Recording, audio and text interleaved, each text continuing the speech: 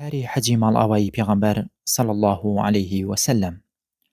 ئەی خەڵکینە، گوێ بگرن بۆ وتەکانم، چونکە من نازانم پێدەچێت من ساڵێکی تر لەم شوێنە هەرگیز بە ئێوە نەگەمەوە. ئەی خەڵکینە، خوێنتان و ماڵتان حرامە لەسەر یەکتر، وەک حرامی ئەو ڕۆژەتان لەو مانگ و شارەتاندا. ئێوە دەگەنەوە بە پەروەردگارتان و سەبارەت بەکردەوەکانتان پرسیارتان لێ دەکات.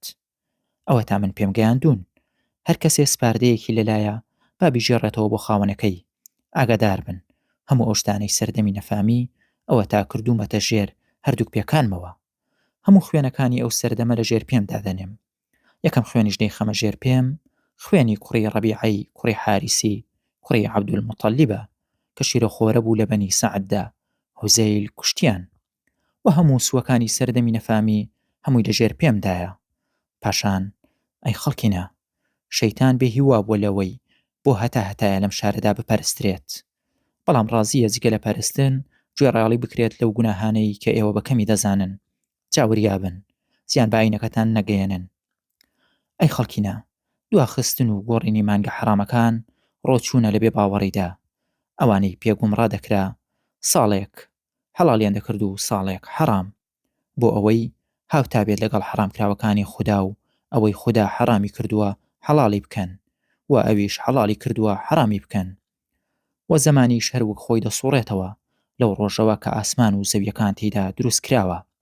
ژمارەی مانگەکان لای خوددا 12 مانگە، 4یان حرام کراوە و 3 دانەیان بە دوای یەکدان لەگەڵ مانگی ڕەجەبی نێوان جەمادی و شەعباندا.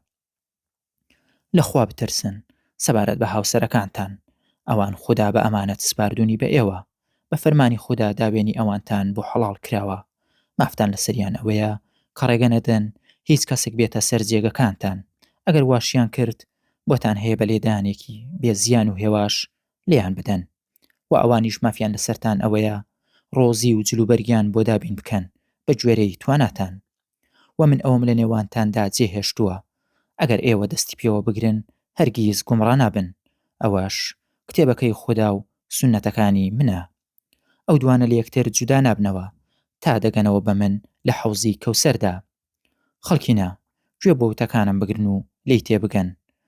هەموو دەزانن کە هەموو مسلمانێک برای مسلمانە و مسلمانان برای یەکن. جا حەڵاڵ نییە بۆ هیچ کەسێک لە ماڵی براکەی بخوات مەگەر ئەوەی لە دڵیەوە دەیبەخشێت بە براکەی. کەواتە ئێوەستەم لە خۆتان مەکەن. خوددایە، ئایا من گەیاندم؟ ئێوە سەبارەت بە من پرسیارتان لێ دەکرێت، جا ئێوە چی دەڵێن؟ هاوڵان وتیان شایەتیت بۆ ئەدەین کە تۆ پەیامەکانی پەروەردگارت گەیاند، ئەرکی سەرشانت بەجێگەیاند و دڵسۆزی و ئامۆژگاریت بەخشیە ئومەتەکەت و ئەرکی سەرشانت بەجێگەیاند. ئەنجا پێغەمبەری خوددا صلی الله عليه وسلم پەنجەی شایەتمانی بەرەو ئاسمان بەرز کردەوە و دواتر دای بەزاندەوە سەر خەڵکەکە و فەرمووی: خوددایە شاهید بە، خوددایە شاهید بە. هەروەها لە شوێنی وەستانی عەرفەدا فەرمووی: خوددا مافی هەموو خاوەن مافێکی داوە و میرات بەخێش هیچ وەسیەتێکی بۆ نییە و منداڵ بۆ خاوەن ژنە و داوێن پیسیش بە بەرد ڕەجم دەکرێت و لێپرسینەوەشیان لەسەر خوددایە. هەر کەسێکیش جگە لە باوکی ڕاستەقینەی خۆی کەسێکی تر بکاتە باوکی، یان جگە لە خاوەنەکەی کەسێکی تر بکاتە خاوەنی، ئەوە نەفرەتی خوای لەسەر دەبێت هەتا ڕۆژی قیامەت. ئافرەتیش بەبێ مۆڵەتی مێردەکەی بۆی نییە هیچ شتێک لە ماڵی مێردەکەی ببەخشێت. وترا ئەی پێغەمبەری خوددا صلی الله عليه وسلم، تەنانەت خواردنیش فەرمووی ئەوە چاکترینی سامانمانە. کەلوپەلی خوازراویش دەگەڕدرێتەوە بۆ خاوەنەکەی. ئاژەڵی بەخشراویش واتە ئەو ئاژەڵەی دەدرێتە کەسێک سوود لە شیرەکەی یا بەچکەکەی وەربگرێت و پاشان دەدرێتەوە دەستی خاوەنی. و قەرزیش پێویستە بدرێتەوە خاوەنەکەی و کەفیلیش بەرپرسە لەوەی لە ئەستۆی گرتووە. ئەی خەڵکینە، لەخوا بترسن و گوێ بگرن و گوێڕایەڵی ئەو کەسە بن کە بۆتە پێشەواتان. ئەگەر بەندەیەکی ڕەشی بێ بنە ماڵەش بوو تا ئەو بە کتێبەکەی خوددا بتان بات بەڕێوە، ئێوە گوێی بۆ بگرن و گوێڕایەڵی ببن. ئاگادار بن، من پێشتان دەکەوم بۆ سەر حەوزی کەوسەر و شانازی بە ژمارەی زۆریتانەوە دەکەم لە بەرامبەر ئومەتانی تر. ئێوەش ڕوڕەشم مەکەن واتا لەوێ شەرمەزارم مەکەن. لەو ڕۆژەدا من هەوڵ دەدەم کەسانێک ڕزگار بکەم و کەسانێکشم لێ دەفڕێندرێت. دەڵێم ئەی پەروەردگارم، ئەوانە هاوڵی منن، ئەویش دەفەرمێت تۆ نازانی لە دوای تۆ چیان داهێناوە. ئەی خەڵکینە، پێویستە هەموو خانەوادەیەکی مسڵمان ساڵانە قوربانیەک بکات لەگەڵ عشیرەتەکەیدا. دەزانن کامەیە ئەو ئاژەڵەیە لە مانگی ڕەجەبدا سەردەبڕدرێت و خەڵکی پێی دەڵێن ڕەجەبیە. دەرچوون و هێرشبردنێکی ئێوارە یان بەیانی لە ڕێی خوددادا باشتر لە دنیا و ئەوەی تێیدایە. بڕوادار گیان و خوێن و سامانی حەرام کراوە لەسەر بڕوادار وەک حەرامبوونی ئەو ڕۆژەتان. ئایا پێتان ڕابگەێنم بڕواداری ڕاستەقینە چێیە؟ ئەو کەسەیە کە خەڵکی متمانەی پێدەکەن، سەر و ماڵی پێدەسپێرن.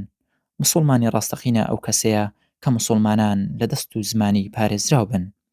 تێکۆشەری ڕاستەقینەش ئەو کەسەیە کە دژ بەخۆی کۆشش دەکات بۆ زیاتر گوێڕایەڵبوونی خوددا.